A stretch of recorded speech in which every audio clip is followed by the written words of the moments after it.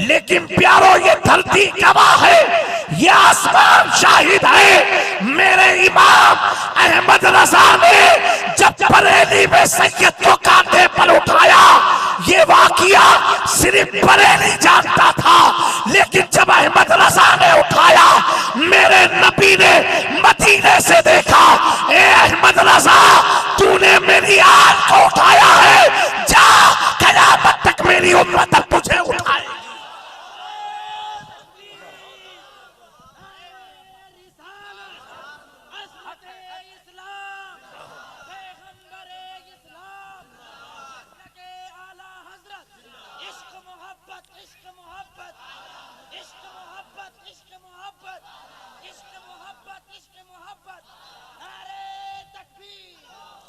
तो एक आल को जब मौलाना इमाम अहमद रजा ने उठाया तो मेरे आका ने इशारा दिया, तूने मेरी आल को उठाया, जा कयामत तक इसके बदले में मेरी उम्मत तुझे उठाती रहेगी।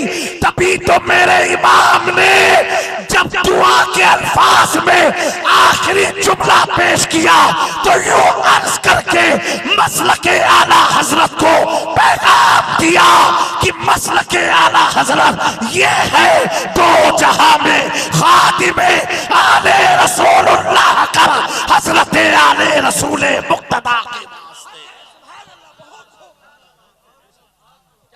मेरे प्यारो, सरकारे बगदाद कॉन्फ्रेंस है, गौसे आजम को कौन नहीं जानता?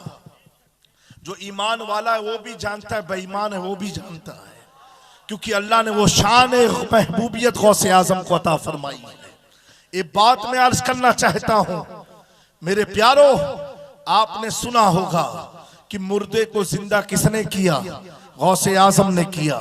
आपने सुना होगा कि बे औलाद को औलाद किसने दिया? गौसे आजम ने दिया।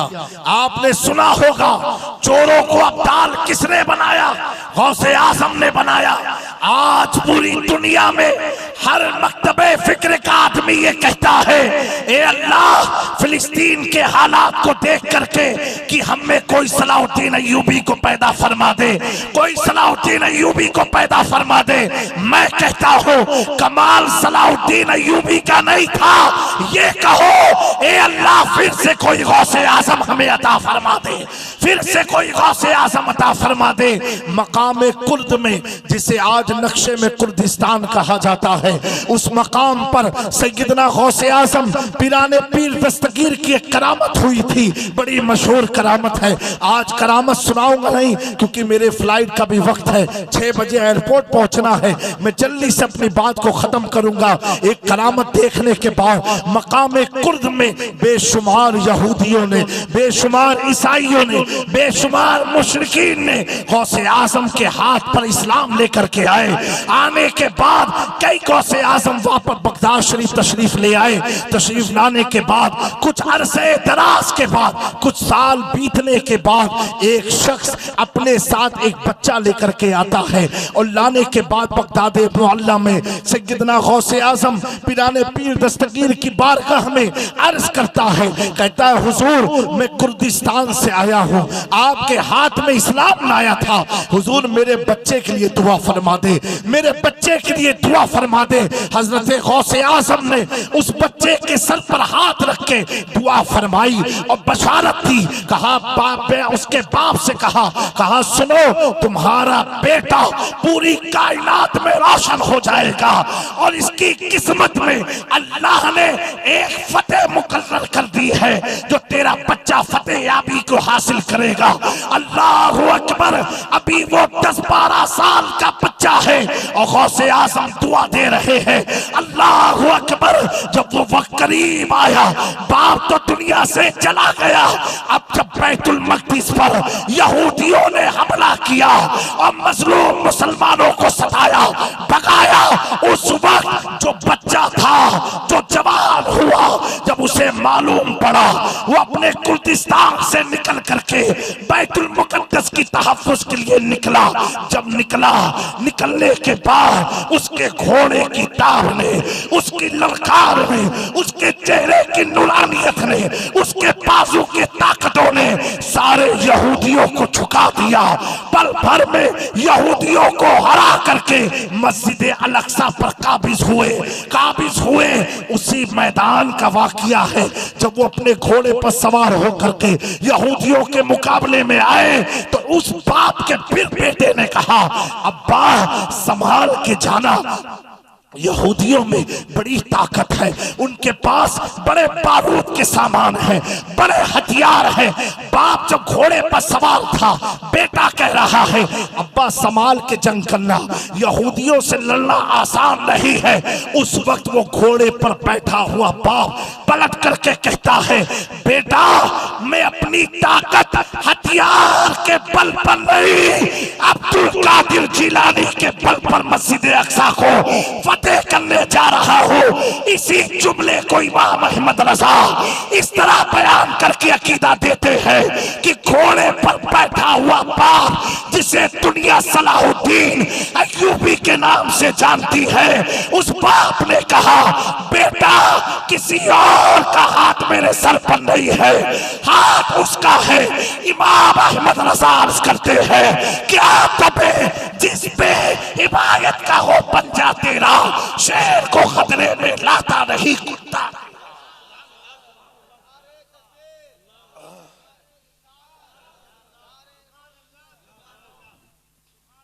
मेरे दोस्तों, सलाहुद्दीन अय्यूबी आ जाएंगे, लेकिन उनको फतेह की बशारत देने वाला कोई गौसे आजम भी तो होना चाहिए।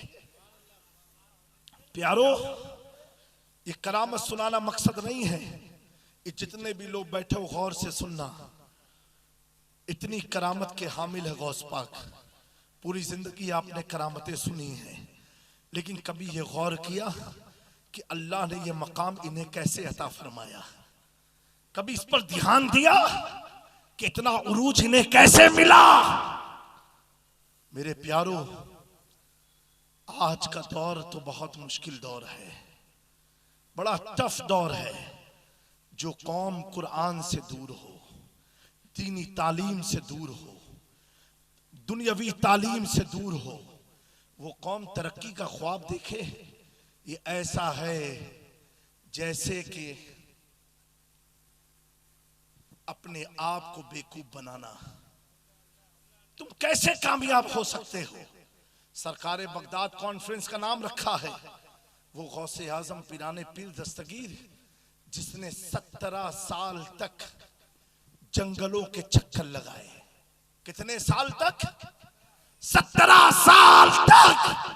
जिसने रूई की तकिया नहीं, जंगल के पत्थरों को अपने सर के नीचे रखा हो, जिसने जंगल की पत्तियां खाई हो। अल्लाह ने इतनी आसानी से ये मकाम नहीं अता किया है। हमारा आपका हाल क्या है? पूछो गौसे आजम से, सरकार ये मकाम कैसे मिला? अभी आपने सुना जो हमारे मुरादाबाद या रामपुर का नैनीताल से आए थे, ख्वाजा का हिंदुस्तान। बोलना तो बड़ा आसान है, लेकिन ख्वाजा का हिंदुस्तान हुआ कैसे मालूम है? तकरीबन 57 साल, 57 ईयर। कितने साल? तकरीबन 57 साल गरीब नवाज की पीठ जमीन पर नहीं लगी है। कितने साल?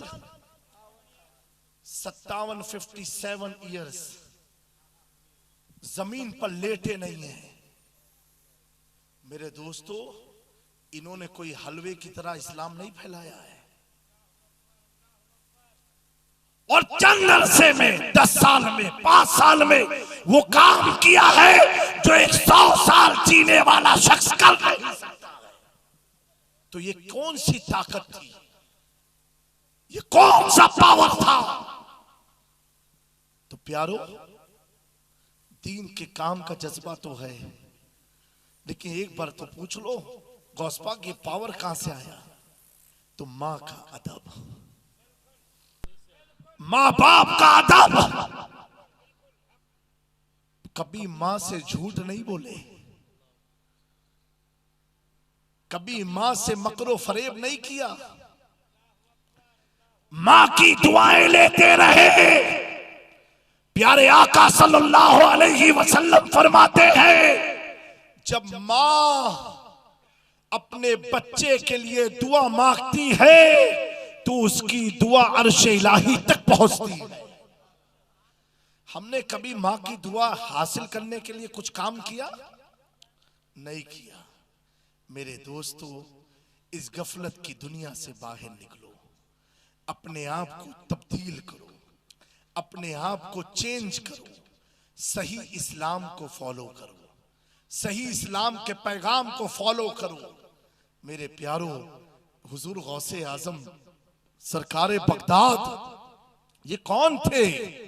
लोग मदरसे में जाकर के हाफिज कुरान बनते हैं, मदरसे में पढ़ के हाफिज कुरान बनते हैं। मेरे गौस का वो मकाम है और उनकी मां का वो मकाम है कि मेरा गौस जब पैदा हुआ तो हाफिज कुरान। मदरसे में जाके हाफिज नहीं बने, मां के पेट में रह करके हाफिज बने। कैसे बने? मां उनकी मुसलसल कुरान पढ़ती थी और पेट में जो बच्चा था गौसे आजम, उस सुन सुन करके उसको याद किया करते थे। इस इलाके के सुन्नी मुसलमानों, अपनी हालात को तब्दील करो, अपने आप को सच्चा मुसलमान बनाओ। कैसे बनाना है? अपने अखलाक और किरदार से बनाना है, अपनी ईमानदारी और सच्चाई से बनाना है, अपने माँ बाप के दिल को जीत करके बनाना है, अपने बीवी के हुकूक को अदा करके बनाना है, अपने बच्चों को सही परवरिश करके इस्लाम का हकदार बनना है। अगर ये चीज हमसे ना हो सकी तो यकीनन सिर्फ हम दुनिया में गफलत की जिंदगी गुजार करके इस दुनिया से चले जाएंगे और एक हमारी जिंदगी का किस्सा खत्म होता नजर आएगा। मैं आप तमामी अहबाब का, कमेटी वालों का शुक्रगुजार हूँ कि जिन्होंने इतने अच्छे टाइम पर मुझे माइक दिया। इंशाअल्लाह अल्लाह ताला आप सबको शाद रखे, आबाद रखे। वमा अलैना इल्लल बलाग। अस्सलामु अलैकुम व रहमतुल्लाह।